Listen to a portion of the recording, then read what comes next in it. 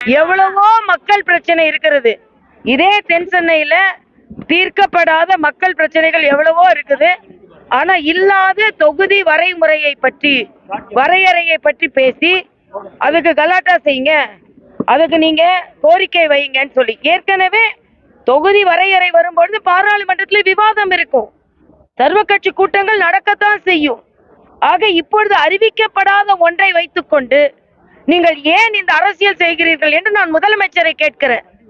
இந்த 40 எம்பிக்கள் போய் எந்த பிரயோஜனமும் கிடையாது. கூச்சல் போடுவாங்க, இல்லைன்னா வெளிநடப்பு செய்வாங்க, வேற என்ன செய்வாங்க? ஆக தொகுதியில எவ்வளவு பிரச்சனை இருக்குது, நாட்டுல எவ்வளவு பிரச்சனை இருக்குது, பெண்களுக்கு பாதுகாப்பு இல்லாத பிரச்சனை இருக்கிறது, நீங்க ஒரு பொங்கல் பரிசு கூட கொடுக்க முடியாத பிரச்சனை இருக்கிறது. அதனால் முதலமைச்சர் அவர்கள் இந்த அவரின் தோல்விகள் அத்தனையும் திசை திருப்புவதற்காக இந்த தொகுதி வரையறையை அவர் எடுத்துக்கொண்டிருக்கிறார். இது வன்மையாக கண்டிக்கத்தக்கது. உள்துறை அமைச்சர் தெளிவாக சொன்ன பின்பும் ஏன் இப்படி எம்பிக்களை கூட்டி வைத்துக் கொண்டு சொல்கிறார்கள் என்று எனக்கு தெரியவில்லை. இந்த எம்பிக்கள் போய் அங்கு ஒன்று செய்ய போவதில்லை என்பது எனக்கு